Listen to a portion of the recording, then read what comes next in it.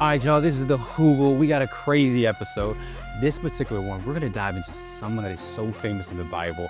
We're talking a warrior, a poet, a man that is after God's heart. If you can guess his name is David. But before we actually get there, we gotta work our way up into the good stuff. So we're going to start off with a hot take. We're going to talk about masculine virtues. And then we're going to segue right into an internet deep dive where we're uncovering some things, some percentages where we're actually showing that there's a loneliness epidemic in the male world. So we're going to dive into all these key things. Check in, tune in, listen, watch, however you want to. But we got a crazy episode, so let's get to it. Best way to get into it is just to get into it. Cheers. Man, Empty cup. come on now. No, I see that a little bit. To the hip. I'm excited though. I've been waiting for this. This is obviously like a little mini therapeutic session, especially with the topics that you got going on. I know. This week. Yeah. And it's been a while. We haven't done podcasts in like a month. It's been about a month. Literally. And like I think once we got everything, all of the equipment, like we kind of like hit it. So I mean, honestly, just moving forward, like it's been all gas, no brakes, what they say. Yeah. So all gas, no brakes. All gas, no brakes. And then we had to slow it down. You had a vacation, I had a vacation. So it was like back-to-back overlapping vacations. I was getting a little worried. I'm like, oh no, what might be going on? Right. Is this gonna derail the whole podcast? Yeah. Because we got to get to episode 5. We gotta get to, was it 5 or 6? Which is like our marker. You told me that like it was like a high percentage. I want to say something over 90% of people that start podcasts. Oh no, that's 3. Is it 3? I thought it was 5. It's 3. And you might be right. 3 is like the majority of people who start a podcast ever make it past 3. Okay. Of those select few that make it past 3, yeah, a large percentage never make it past 5. Yeah. So I thought you meant with the quality. Oh, I'm anticipating like by episode 6 we get the flow. Right. We get the flow. I think we're getting a flow now. I think we're getting the flow. I feel like we would be, say if we were to take away both vacations out, by this time in June, we would have had our flow for sure. Just because like, the consistency, the effort that's put into it, the understanding of like, all right, this worked, that didn't work. And just kind of like, just refining some of those little small nuances. I think by this time we would have had our flow. To be honest. But it's just practice. It is practice. To me, it's all practice until we get to 5. Because I don't know why, but I've locked in on that number. Yeah. And I tell everybody, I'm like, hold on. Wait till we get to 5. Yeah. Because I'm like, I'm not going to push out on, what do they say, an unfinished product. Right. Because I know when we hit the 5, like, all right, we locked in. It's not. Technically, this is 4 because we did the pilot episodes never released. So technically, we're just one more. Wow. We may have to come back to that. From being at 5, but yeah, that's 6. So today for our hot takes, we have a few topics. This first one is, are traditional masculine virtues being lost or just evolving? Man, that is a hot take in itself. It can go so many different ways. The first thing that comes to mind, let's just do off the rip. Yeah. Are they being lost? I think in a sense, yes. Okay. Because think about the role of a man prior to the last 100 years. Mm-hmm. It was, well, I guess 100 years you could say, but the role of the man where they're going, getting food, protector of the house, when there's war coming through and there's a war every other week, the men are going out and protecting. Mm-hmm. The age of a man has definitely evolved. Yeah. You think about George Washington, he surveyed like, I think it was the Canadian US border when he was like, it was under the age of 18. He was a full grown man. Yeah. Before he was 18, doing full grown man stuff. That's full grown man. Like the founding fathers were young in general. Yes. That's crazy. So I think it has evolved. Right. Or wait, am I saying evolved or lost? I think it has been lost. Okay. Because we're no longer in what we traditionally have been in. So therefore it's being lost because it's evolving. It has to evolve. I'd almost think, why are we evolving in the right direction? That's the question. I think the direction is the right question. I think also because we're like lost or evolving. I think like the requirement to be a man, like that age frame has now, I want to say delayed, but it's not as required, Mm. right? Like you're not being trained for battle like in those times, right? Like as if you need to be a general by 18 sounds wild. Yeah. And that's just not that's not the expectation. So I feel like there's been what I feel like could also be there could be a positive, right? There can be longer strengths of time to be able to develop certain aspects of character Mm. to be even I want to say a better man because like they're a general 18. Yeah. I don't really know. That's tough. That's a Yeah. tough call. But also because you could also see the negative side of like, okay, because that requirement is not as needed on an age frame, we're allowing things to delay. Maybe there are some aspects of just male aspect that are being lost for sure. Tell me if you've heard this. I've heard it so many times, it's almost like cliche. And I hope I don't get it wrong. It's bad times make Mm-hmm. hard men make good times make soft men make hard times.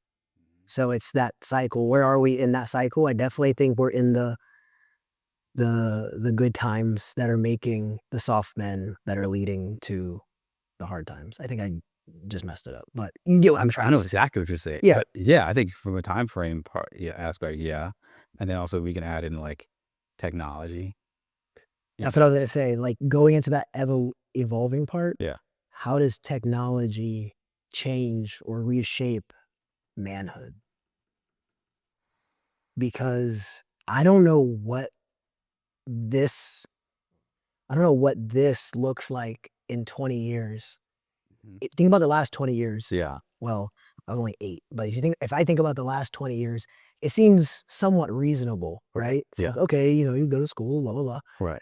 Eh, the biggest technological advancement at that time was like cell phones, social media. Very true. Right now, as we're talking, the biggest technical revolution right now with Mhm. AI, Yeah. it's completely changing like at such a faster pace than cell phones. Yeah. So I think the evolution of not just men, but who we are as humans, I have no idea what that might look like. Like we don't even this dang fly. We don't even have to talk about gender roles. Mm-hmm. Yeah. What is a human's role in the next 10 years when you have all of these new advancements that come from AI? So I think that's the scariest part of it. So we've seen as technology has improved, right? Uh, I think almost like the lack of need of like human use. Mm. If you think about just like if you want something to be done or crafted, you had to like physically go do it, put hands to material. Now, with the benefits of technology, but we're able to adapt and develop tools to do those things for us, Yeah. which now means we can become a little bit more laid back, more late. I don't want to say lazy, but like we can almost utilize that time more efficiently in different areas. But from from a tangible feeling thing of being able to go out and construct and build is no longer there. And I mean, well, obviously now with AI being into the mix with that, that's only gonna just that's gonna be an exponential growth to that same reasoning that we've seen over the last 10, 15 years. And I think what it will exacerbate is, and this will get into the next hot topic is, or hot take, discipline is going to be so much more harder and so much more important because when you don't, like, let's just think about something as simple as the calculator. Mm. When if you grew up before the time of the calculator, you knew how to do your little arithmetic and your long division and all Right. that stuff. Yeah. But as soon as the calculator comes along, that next generation, you're not utilizing, like you're not using your mind, you're Right. not using that discipline Mm-hmm. as often because you already have a tool Right. that can enable you to be more optimal. Yeah. So without that discipline and self-control, which this is the hot take. So the latest debates around discipline and self-control in men's circles, what I was alluding to is with the advancements of Mhm. AI, um, w- what could you even consider self-control looking like when you at your fingertips you have everything? Mm. If you want to generate a video of you kissing Beyonce, in the right lighting, Right. you literally can construct that. True. So I think that there are a lot of conversations that are going to have to be had with Mm. men of all ages that we can't even conceptualize at this point because we don't even know. You don't know what you don't know. Mm-hmm. So it's a hard conversation to even contemplate. Like you don't even know what the conversation is going to be. I feel like just as you explain how difficult it is in hearing it and trying to ride like a logical response is even difficult. Because to think of like how, because of the advancements of technology and the utilizations of AI and how accessible it is, even, and we got to remember the accessibility is only just improving. This accessibility is going to be the norm with the next generation. So, I mean, with with your son who's very young, like his understanding of AI is going to be so much more introduced at such a younger age. That's where I think that discipline comes into play, where it's like, okay, where does you almost have to figure out how to differentiate what aspects of life can I really be disciplined and like provide hard work effort and ethic, Yeah. where I and then separate ourselves from utilization of like such thing. And that you told me we can't even communicate it because we don't even know where it's gonna go. Right. We don't Because it's know. always changing. It's always, and it's adapting and changing faster than what we know. And you got to have a source of truth. You know what a good source of truth is that never changes? Hey, homie, check it out. Right there. And biblical Bible, however you say Bible. Yeah. That's your source of truth. That will help with the discussion on discipline. Let that lead. That will help on that discussion with discipline because as technology is changing, Right. Correct. that's not changing. Right. We can rest your morals or laurels, whatever that saying is. Yes. You can just rest it right in there. Just get real nestled up inside that thing. That makes sense. I like it. That's how you. I like how you segue because I'm literally my wheels was turning and you know like That's the only way that you throwing it at me. I was like, bro, I don't even know what Marcelo. No, that's what you have. Like that's what in order to hinge you have to hinge your discipline on a source that isn't changing when you're living in a world of everything is changing. Put that on a t-shirt. 100%. Put that on a t-shirt. This next hot take, I like how we're just bang, bang, bang going through these bad boys. Okay. Is alpha male. Alpha male content. Is it helpful? Is the hype helpful? Okay. I have some thoughts on this. I don't know if you want to go first or. Okay. No, I want to hear. Okay. I honestly think alpha male in the context of what we see. So I'm just gonna say, let's say like Andy Elliott. You know who that is the car sales guy who takes his shirt off. And, okay, that. Who are some other alpha males? I don't know why I'm blanking right now.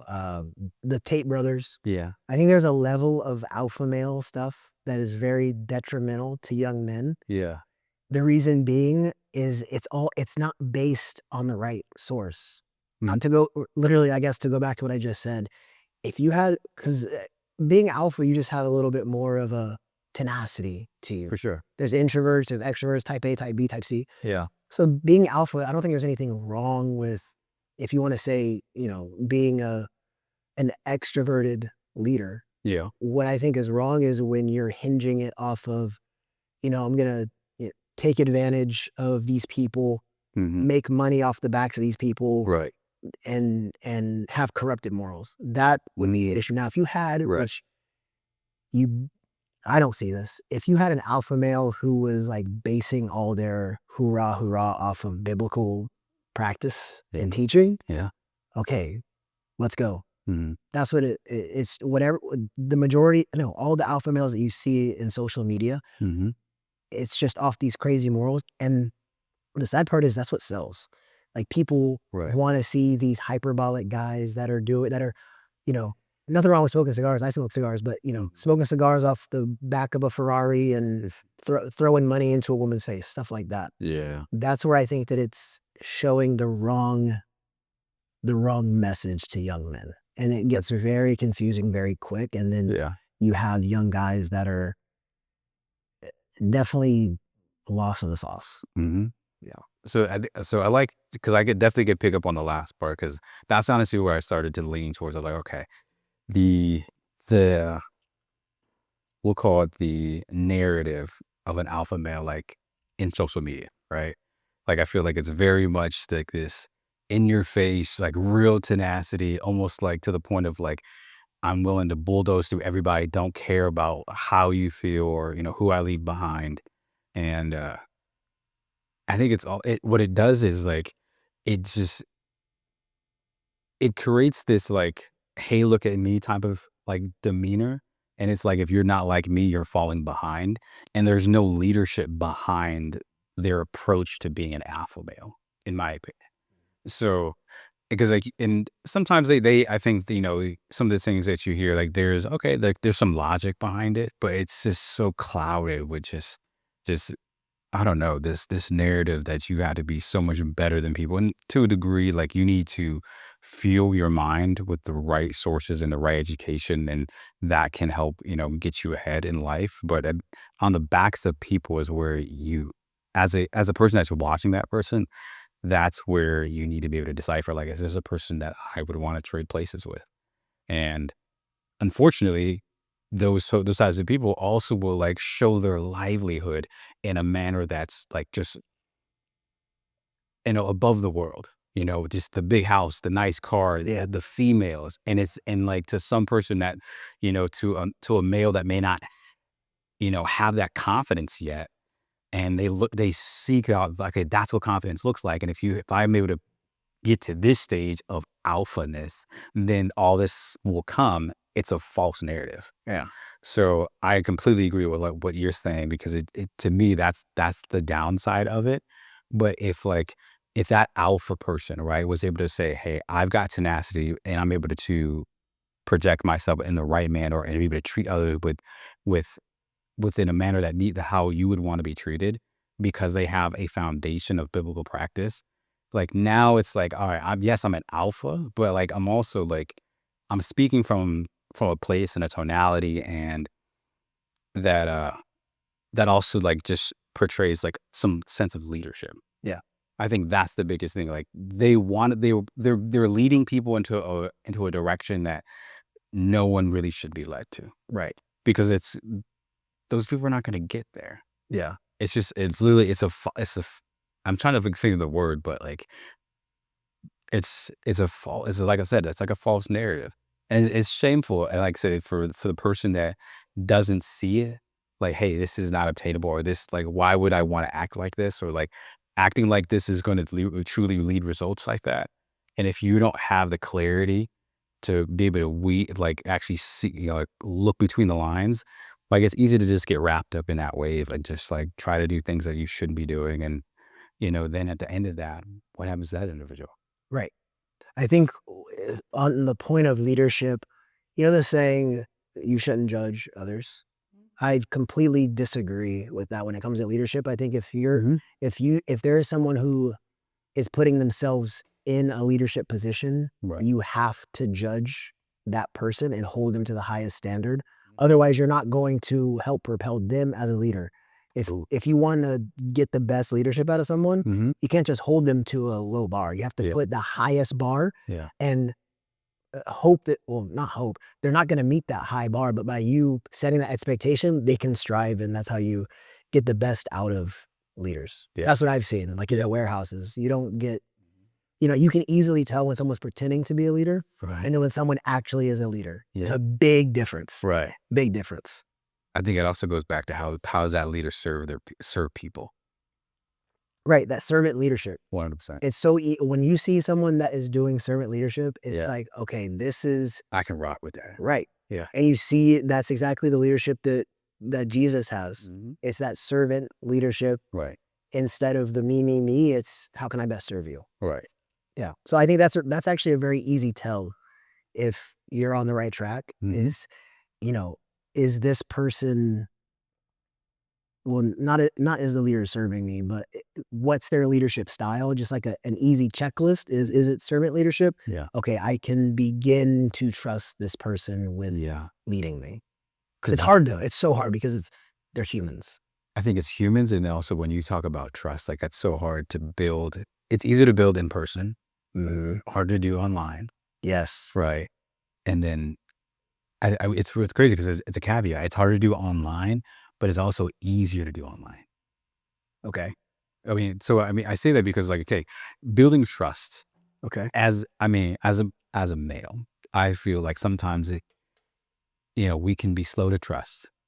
Sometimes, like there's been times in my life where I'll be like, all right, I got a lot of acquaintances, which basically just means that like I trust people to a certain degree. Yeah. Which I mean, was being honest. But over a platform, it's harder to do that because it's like I don't see that person in the Right. real world. I don't see how you act to the waiter when you're And you ordering only see what what they want you to see. see. That's why I can't do that. So it's hard for me to trust where I can only see that aspect of your life, Yeah. right? But also to the person that's not looking at it through that lens, it's easy to trust because they're showing you all the glitz and the glam. Right. And then it's like, oh, but I want that. Right. And so then it's like I trust full-heartedly because I just see the lifestyle that you have when not knowing behind closed doors. Like it's probably not even like that. Because I feel like at this point we hear all the time where this person posts like this car, but it's like, oh, It's a rental. that's a 2-row. He got that on one day It's rental. a rental. Right. Yeah. Or like it's an Airbnb house. Like it's like all those things are Like kind of you cannot believe the hype. right. Like And some that's people, what some people got it. Hey, no, shout out. I don't believe anyone on social media has it. Like Really? I don't. I think it's all fake because why not? If you're getting Yeah. paid, that even with fitness influencers. Oh yeah, I'm sorry. Even with fitness influencers, It's hard to get it. you think that's a natural body?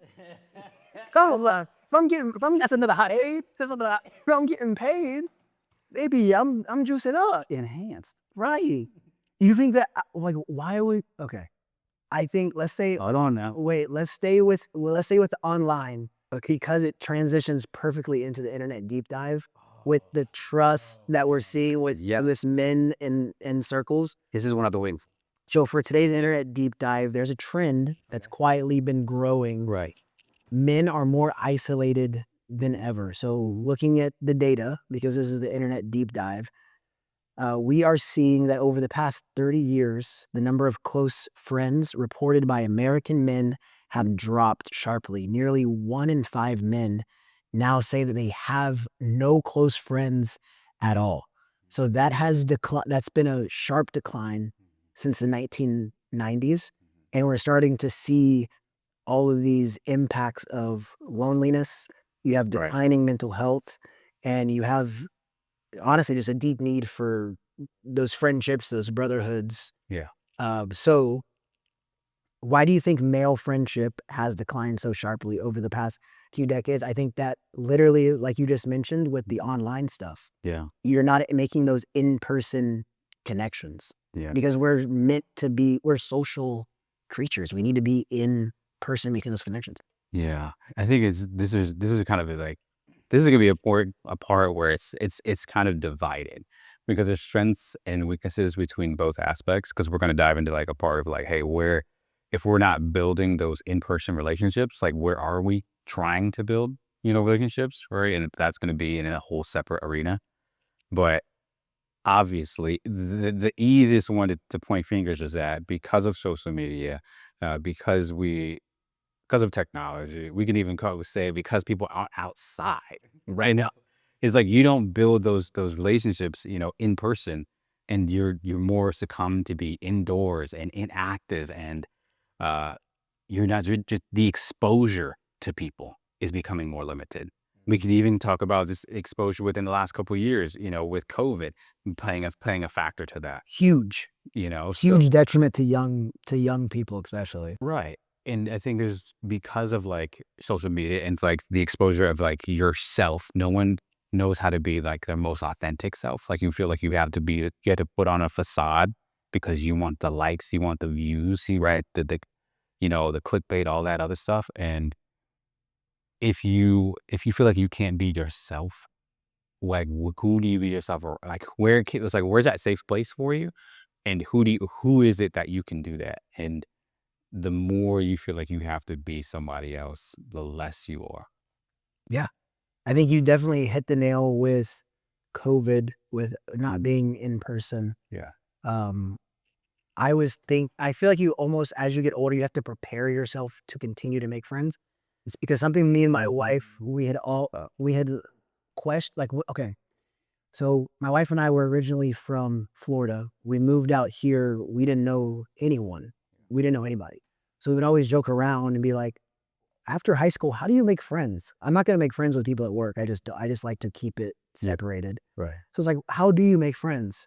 Lo and behold, our church opens, right? Mm-hmm. And then you start going to church and you're in person and you're meeting people.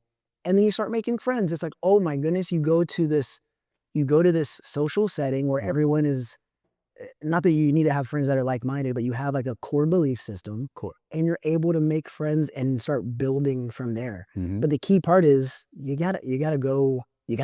Yeah. That's the key part. You gotta actually go. It can't just be, oh well, maybe next time, or I'll send a like on the gram or whatever. Mm-hmm.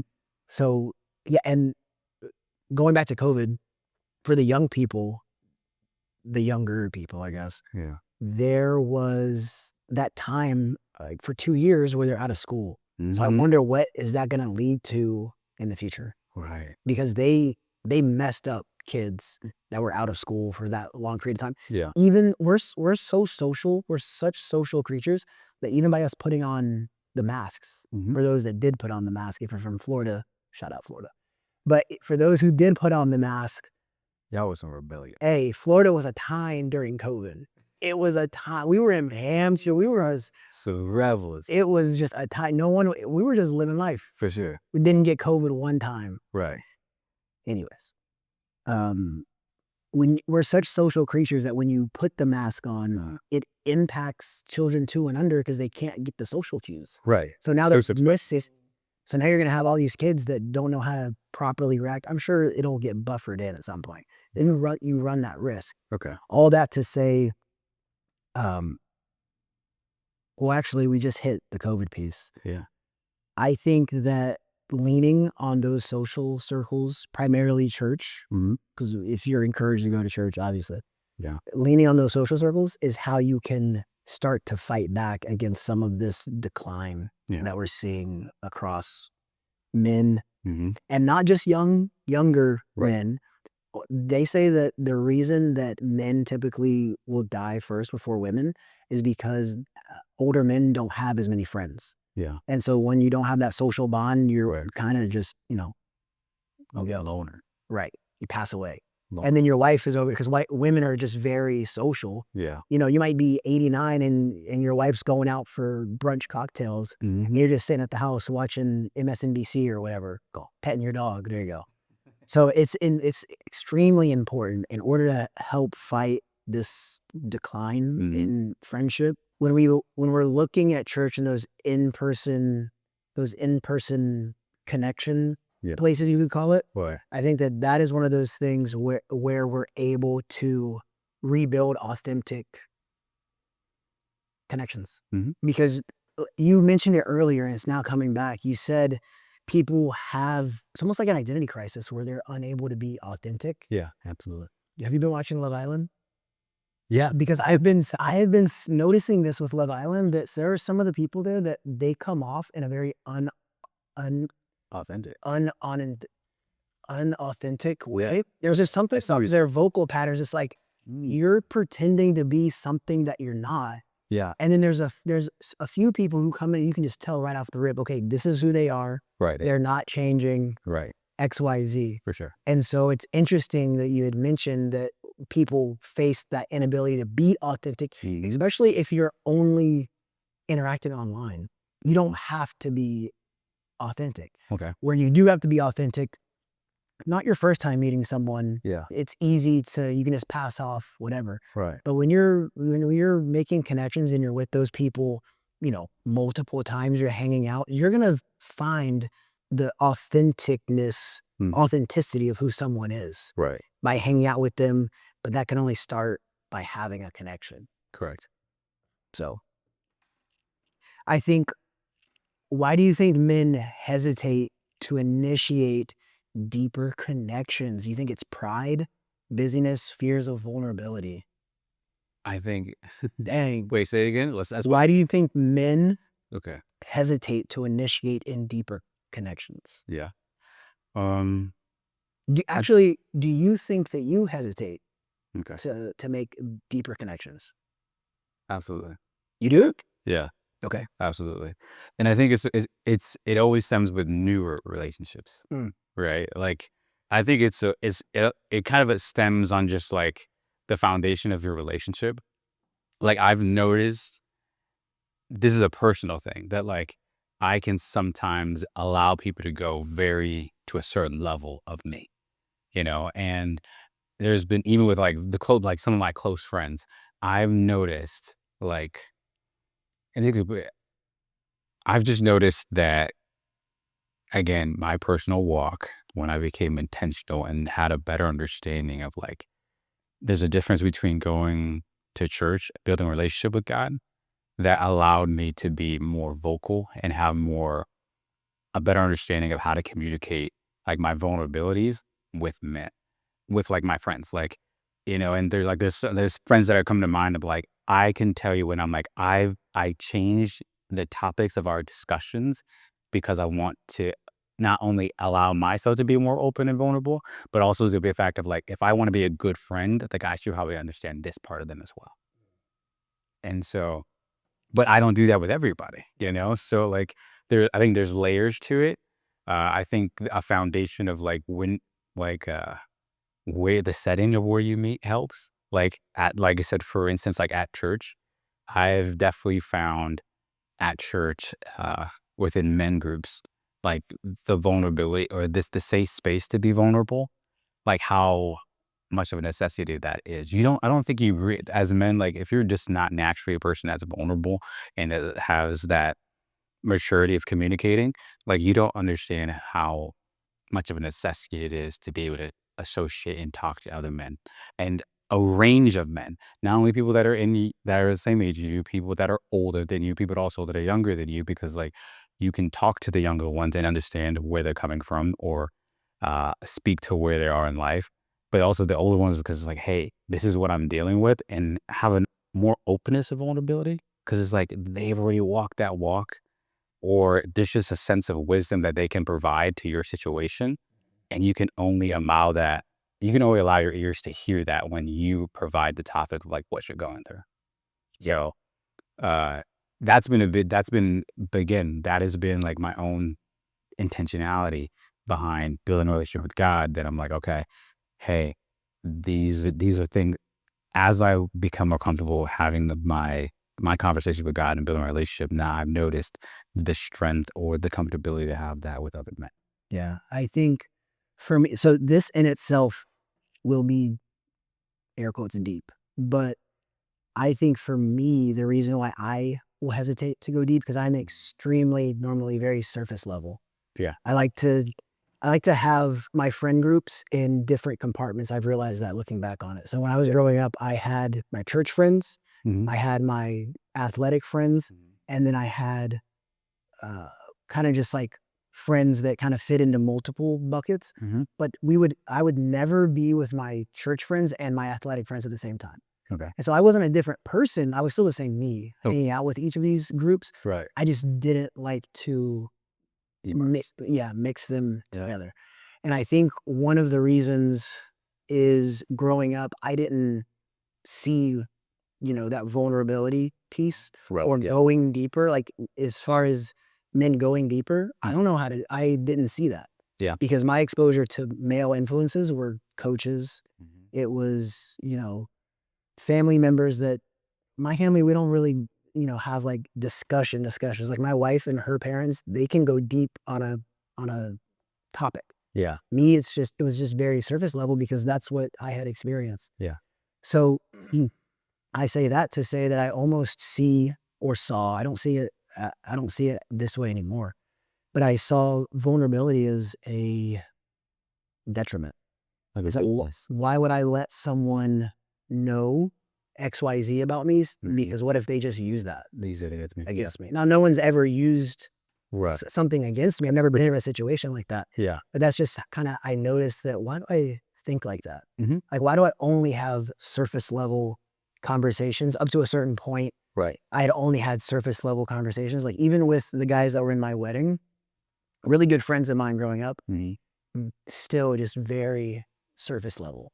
I do have one friend Uh-huh. where we can have like conversations, Yeah. and I think another reason why I struggle at least to have connections is I have very just random interests that you wouldn't think align to me. Okay. So especially in my friend group, uh, I got married when I was 22. Yeah. So when you get married, it's not impossible, but it's difficult to hang out with people that are single because you just don't have the same Right. line of communication. Your motives are different. Like One- you go out with a group of guys that are single, it's not the same motives. No. So when I got married, every time I would meet new people, Mm-hmm. it could only be surface level because I can't talk to you about marriage stuff. I can't talk to you about Right. XYZ. My wife and I, we were the first people in our friend groups to have a kid. So even that, it was very like, we just had to sit on the sidelines while we saw our friends go to all these beautiful places and things that thought that we were supposed to be, enjoying with them. We couldn't because we had to sit on the sideline and Yeah. can't express it to someone who doesn't have kids because you're just not going to get it at a certain level when No. you're like that. So that is also another thing that taking on those experiences at an early age, it kind of bordered me off. Right. But now being where we are, Mm-hmm. this area, everyone is relatively young, married. Well, no, I'll just say everyone is young and married. Yeah. I do have a few friends that are like in their late 30s. Okay. Who you would never think is in their late 30s. That must be good. But everyone gets it. We're all young, Yeah. married, we have kids. Yeah. We get it, so we can have those deeper conversations. Okay. Yeah. So I think that has definitely helped me. Being here Mm-hmm. has definitely helped me, number one, realize that aspect of the shallowness almost. Okay. And then number two, has it been able to help me build deeper connections. Yeah. Like I see, especially being here, I have seen like lifelong friendships, I think, have been able to generate. And it all started from in-person connections at church that have grown. Yeah. Now, not everyone that I come in contact with, I am very slow burner. Yeah. Very slow burner. Like Yeah. when I meet someone new, it's like, Yeah. what do you want from me? You know what I mean? Yeah. 'Cause you got to field it out, and then like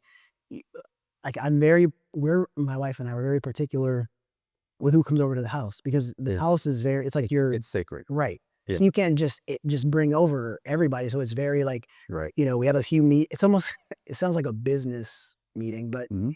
you have a few meetings and then, you check the vibe Right. and then, you come over to the house and you see how it goes. And then maybe you hang out after that. Maybe, Yeah. so it's just a learning process, but yeah, I think that's interesting. I think we can obviously we can't stay too much on typical subjects, but I think that's where you and I align like so much because that slow burn.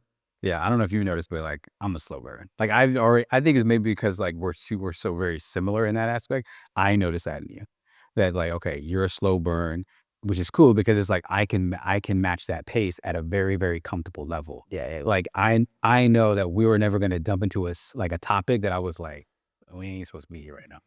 Like we're not here right now yet. Right. So like I think that would that so hearing you say that just kind of validated what I've already like interpreted. Yeah. And because I think not without also being like a slow burn, that aspect of like what if like I become vulnerable with the wrong person, right? Or I become vulnerable to this person and they can be conniving with that information and then do it back. Like you, that's never been done for me. Yeah. But for whatever reason, that's like a core fear that like it could happen. Why it's present, I don't know. Yeah. But like this, like I say, where I'm gonna be honest, and you may be further along than I am. I'm still continually having to play this tug of war of like, it's okay, with myself to be able to be open, be vulnerable, and I've like I said, when I was no, I guess like I said, but in my previous church where we did have a men's group, I was able to finally start to do that and see that person inside of me start to like truly reveal itself. Yeah. Which is great. And I just like, that's something that I want to, I look forward to continuing because there's so much growth within once you're able to actually talk to another male. Like it's just, like as from one male to another, like it's it's such a comfort, especially like in our life where we are married, we are with committed people, and to understand like, hey, what you're going through is similar or familiar, right? You're not in this fight alone, Right. right? And like sometimes like we have some of these fears that we go through, and we feel like we can only internalize them because like, all right, I don't want to bring this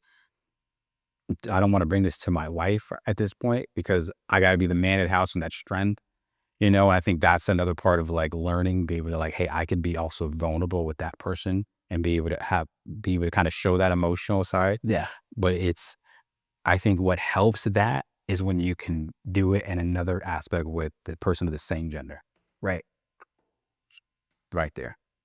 I wonder how, are you a video game guy? So, So you've yeah, well, I'm sure that I know we've both shared the experience of No Russian. We've talked about this. So you know the Modern Warfare 2 chat rooms. yeah, You're a veteran. yeah. You're essentially a veteran. No disrespect. No disrespect. Seasoned. But yeah, so you know Call of Duty. There there are people who do build friendships online. Yeah.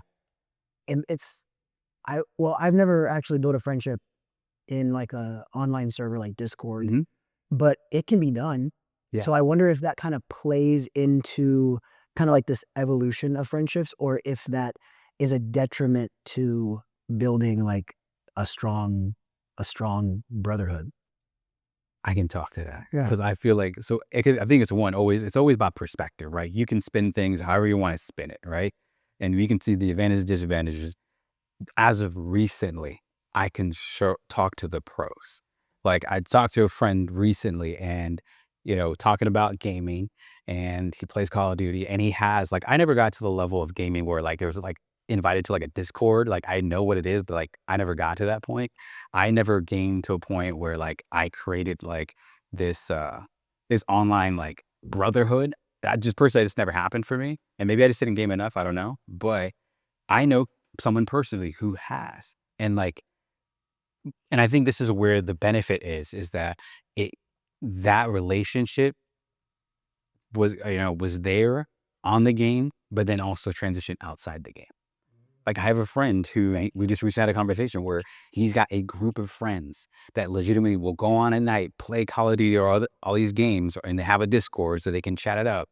But then they also will get together like on a Friday night. Did they know each other prior, or is it strictly through? So that's that's part of the relationship I probably need to dive into. I don't know, Okay. but I also know someone else who I think it was Dungeons and Dragons. Okay. They played this game, and this is years ago. But it's this girl. She was telling me she played Dungeons and Dragons with a group of people, and they've been playing for years. And then one of them decided, like, hey, why don't we all get together? And to this day, they have a ritual. Like every year, they get together, they pick a spot, and they go to it, and they all like get to hang out Yeah. in person. And so it started off from not knowing each other, not even seeing each other, to like taking that virtual relationship and connection to the real world, which I feel like, but now looking back, I mean, this is years of consistency. Like, look how strong Yeah. that relationship and connection is. So I really think there's some value to it, but in all the positives, you can tell like there's a similarity, and that's because there was choice to be made to pull that connection and bring it to the real world. Right. So I think when it's not pulled to the real world, that's where I feel like there could be a downside. Now with that, what you just said, how do you think churches should navigate the online space? Because over the past few years, I've been noticing that we have a lot. There are some churches that have online pastors. Yeah. So it's an entire community that is built on people who aren't able to attend, Mhm. and so they're building a congregation literally online. Mhm. I wonder, positives, negatives. Any thoughts on how that could impact? I Mhm. think just thinking out loud about it, Mhm. I think church is meant to be in person. I do Mhm. think that Yeah. I think that a church, I don't think you need to have online services. Um, if you're going to record your sermons, Mhm.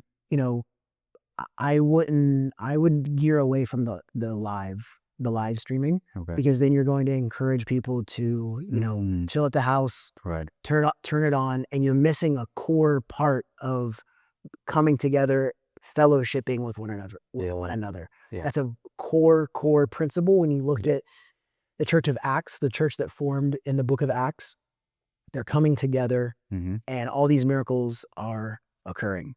They're not separated. So I don't know.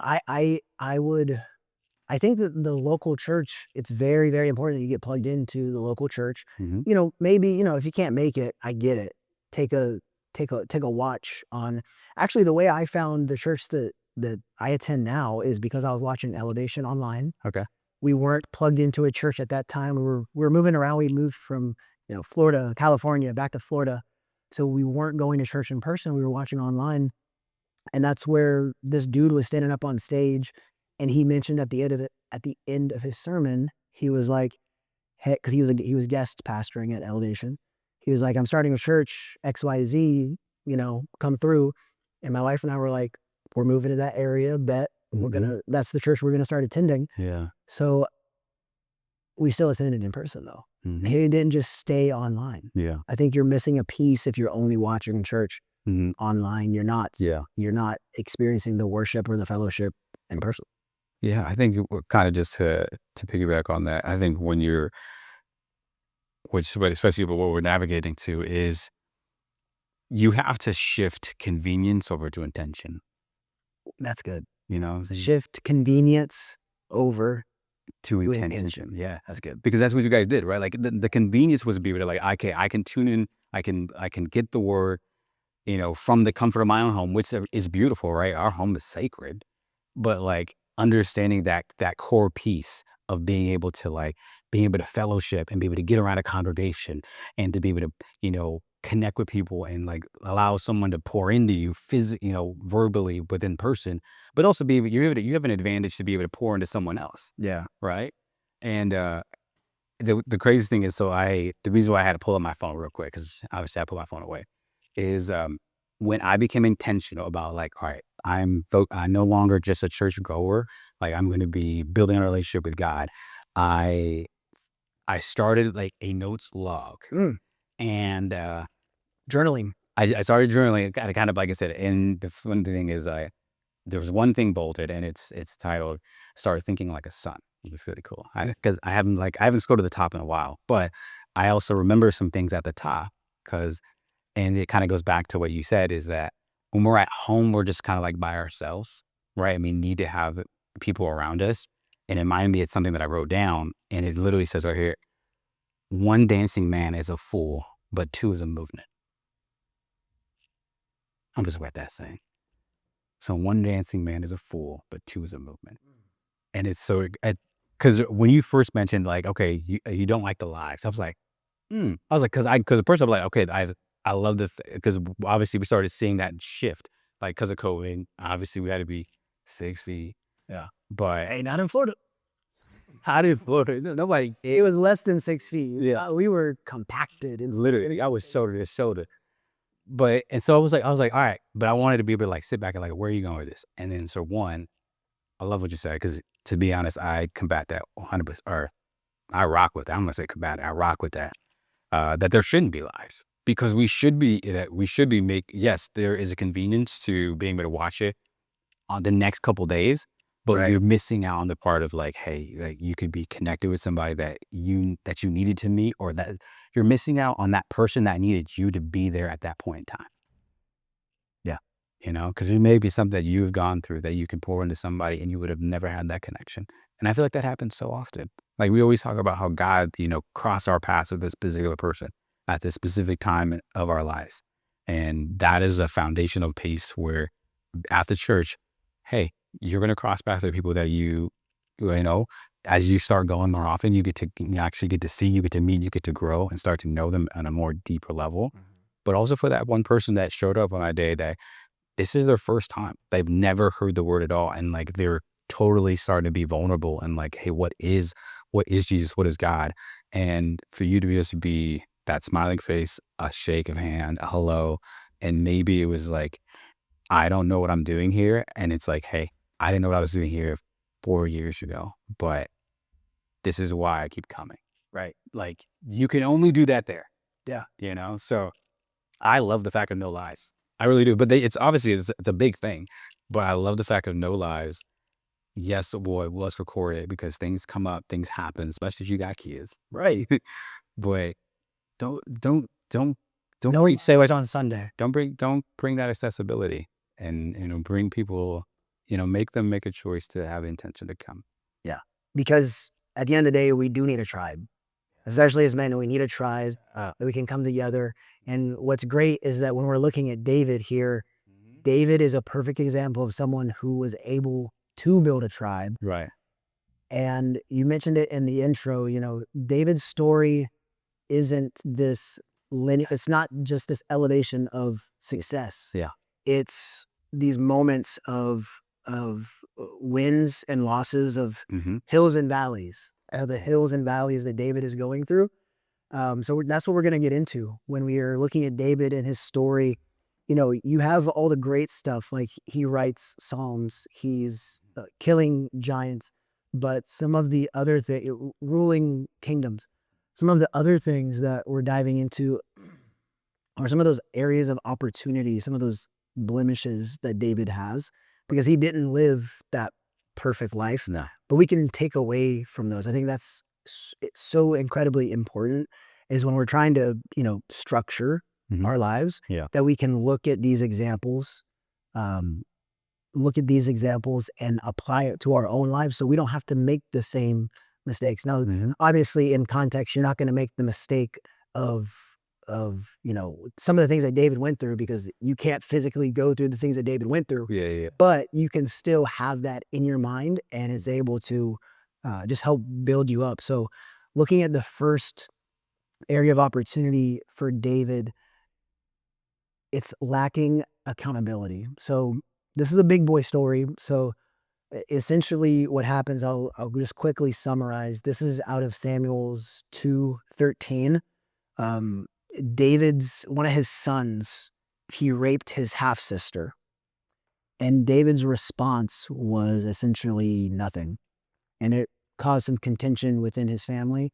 So much contention, in fact, that one of his other sons ended up murdering the son that raped the half-sister. Right. And so you can see that, when you're in that leadership position and you lack that accountability.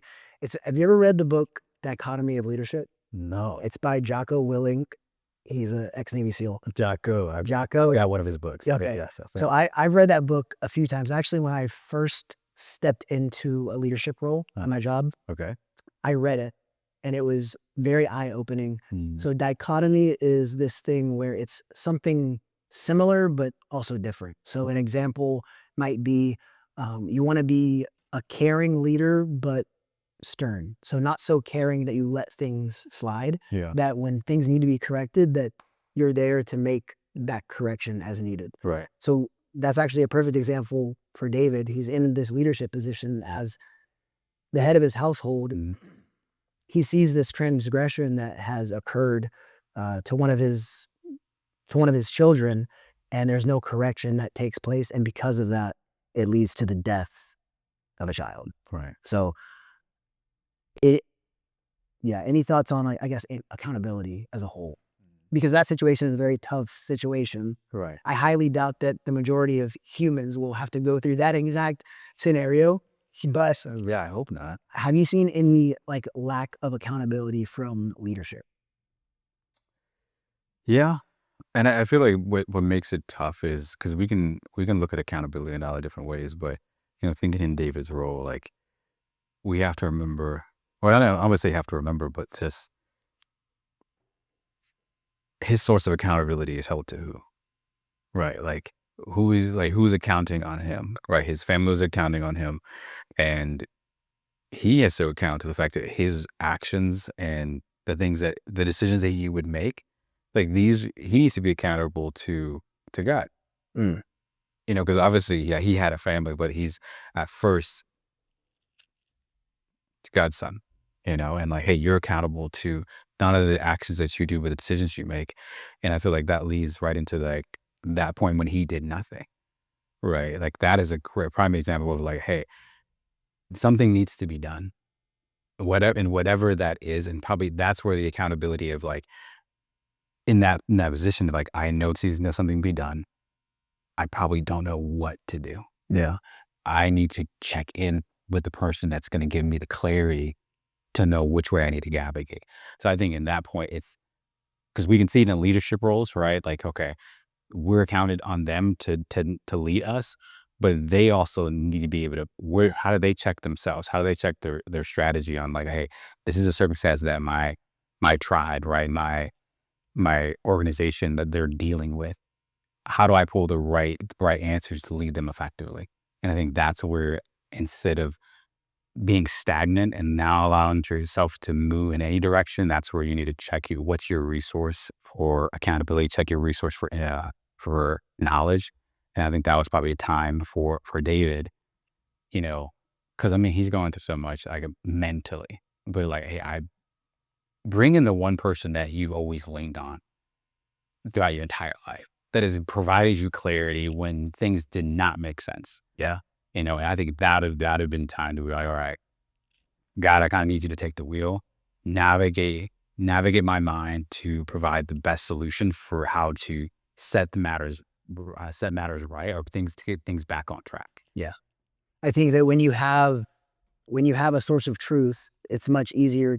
Well, that's where you gain that clarity. Right. But it can't just be, where you just have it on display. You have to be in it to be able to get what is intended out of it. Mm-hmm. I think when I read that story, the main theme that I see is David was lacking not just accountability, but ownership. Oh, yeah. You have to have, if you're a leader in any capacity, you have to have extreme ownership. Yeah. That's also a book of Jugo. But you got to have extreme ownership to take on those challenges. And maybe not everyone is in a leadership position, but you still are leading yourself. Yeah. So, you can't fall prey to things that are literally laid out in the Bible. When it talks about sin, that's a very blanket statement, because the punishment for sin, is death. But if you want to think about what is sin, you tell a lie, that's sin. You have, sexual whatever, that's sin. Right. All these things that are laid out that are sin have the same punishment. Yeah. So there's no hierarchy within that. The punishment is sin. So how do we, I guess, take that ownership and put our pride to the side? Right. And you can fix that shortcoming, if you want to say. Okay. You have the gospel, so you can come, repent, and then you can, start anew. You're not continuing in that sin. You're taking the ownership of the sin. So I think, without you being necessarily a leader of someone, if you're leading yourself in a positive manner, when you do sin, you're able to recognize it, make that change, repent. Right. But you have to know what is the right course of action. You can't know the right course of action unless you're, in the Bible. Right. Be in the Bible. Yeah. So going over to the next area of opportunity, unless you have anything else for that one. No, man, that was good. Accountability. Yeah. So That was a good ownership. I think ownership was the right choice of word. So looking at a time, so I know that a lot of people make decisions out of emotion, and David was not sparing of that. He definitely made pride. He had pride and insecurity driven decisions. So this is coming out of 2 Samuel 24 and 1 Chronicles 21. It tells a story of an instance where David wanted to collect a census of all of the men in the kingdom that were of fighting age. And his main general, Jacob, was like, hey, I don't think that this is going to be a good idea. You should not be doing this. But he was fearful that the decision that because he spoke it, Right. he thought that his pride was on the line, Right. essentially. Yeah. And being someone who didn't want to sacrifice his pride, he went through with it anyways. Right. And he took the census, and it was a mass revolt. It was so bad that actually it wasn't a mass revolt, was it? Yeah, okay. Let me rephrase that. David did not trust that he had the numbers needed for him to conquer, right? So he was not trusting in God. And so God saw that, and God brought upon a plague that killed 70,000 people because of that pride that David had. So a good takeaway there is that when emotions like pride are taking the wheel, it's easy to justify your decisions, Right. even strategic decisions. Yeah. I mean, Carrie Underwood said it all. Jesus, take the wheel. Take the wheel, baby. So that story, I love that we're able to prep for these podcasts, because some of these stories I did not know of David is in the depth that we're kind of looking at. Well, I think the good thing about it is like we're not only are we pulling, I mean, we're choosing, okay, a man, like a man from the Bible, but then like we're choosing to like look at all the stories, right? And not because I think it's so easy to be able to like, all right, let's go with some of the classics, right? Right. And just like, all right, David and Goliath, we all know that one, right? And we can break that down, which is great. But also, I mean, as we're trying to like push the narrative of this podcast of like, hey, we're pulling these men out because they've done good, they've done bad. There's character flaws, but there's also character wins that they either grow into or that just naturally that was something that God sought out of them. And if we can tap into like how that evolved or what they went through in their shortcomings to be able to become the man that they are, now it's like if we can focus on that and we can interpret that to other young men or just men of our age or even men that are older than us that are like we want to understand some of this biblical practice of like, hey, how is if I go through an aspect of life that's clearly we can't go through some of the things that David gone through, but we can definitely focus on how did David become the person that he is, and also to the point of like how God saw David, right? Because if we can start shifting the focus of like building up the men with the building up men and then allowing them to be able to turn that mirror around and see and to them to understand like how God views them, like how much more impactful that is. Right. And so like someone like David who has great stories, but he's also got some stories that no one really knows. Right. And that they shine a light on him that is not so positive. But yet we can still pick those out and still find positives because hey, his story, just like everyone else's story, has ebbs and flows. Right. Right. You're not gonna be because let's just be honest, there's no perfect Christian. Let's just be honest, there's no perfect Christian. And we strive to do that, of course, because we have something to fall back on. We have foundational principle, but like we all fall short. Right. And I think that's where the fact of like, okay, how do we check ourselves when we fall short? And that's where you're kind of leveraging towards the accountability to recognize when we fall short and have the ownership in those moments to like, all right, hey, God, we need to have a conversation. I fell short here. I understand the magnitude of it. I'm identifying it because I don't want this sin to separate our relationship for much longer than what it has to be. You know? So I think I touched on it just a little bit. I think it's a good one too when you look in the aspect of modern men with ambition. So how when you're trying to get promotions or trying to go, you sometimes will let your pride get in the way. Look at everything that I've been able to build, Right. and it can just easily be taken away. But aside from that, when you're looking at these stories and you're able to apply it, then you're anchoring yourself. Okay, you're not, you know what you see the examples that David struggled, like the consequences that pride brought him through. Right. So let me check myself whenever I think that I'm doing something great and amazing. Yeah. Like that's a good thing to fall back on. Right. And not that we're putting it all on, like we're not looking at these characters saying, you know, this is the foundation. Don't get it. I don't want to have that twisted. Like the foundation is Christ, but you can still look to these worldly examples and build upon it. Mhm. I mean, that's the reason why they're in there.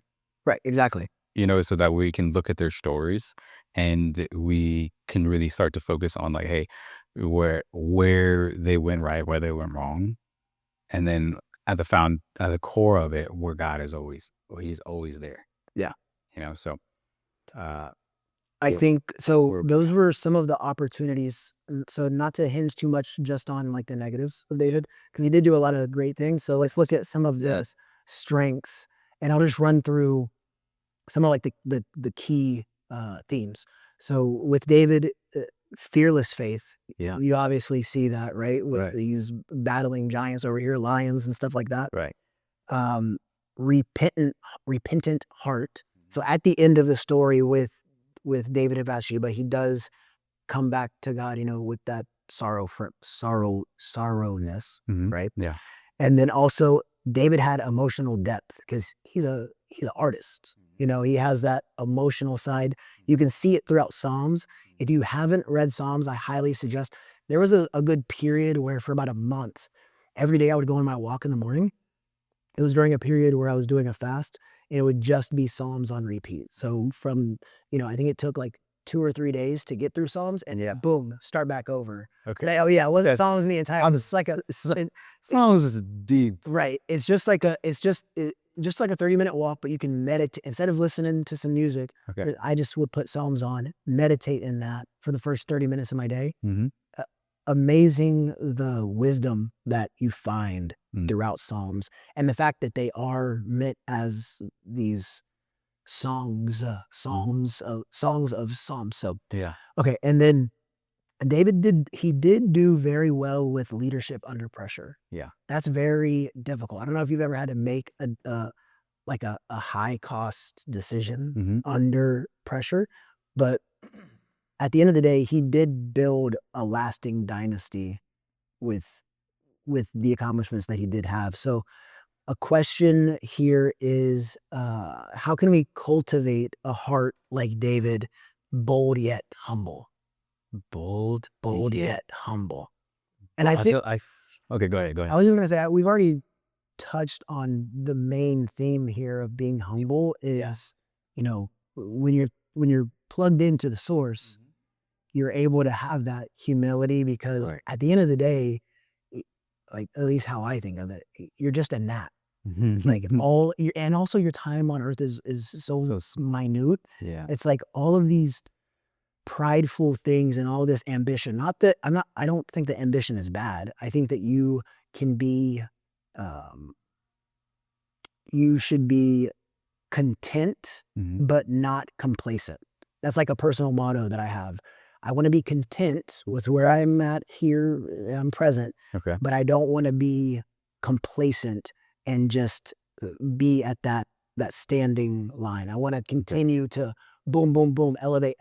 Yeah. Yeah. But with that, you can bring the humbleness, knowing that all these things are not even truly, all these blessings, these are blessings, first of all, and they're not possible without God's grace.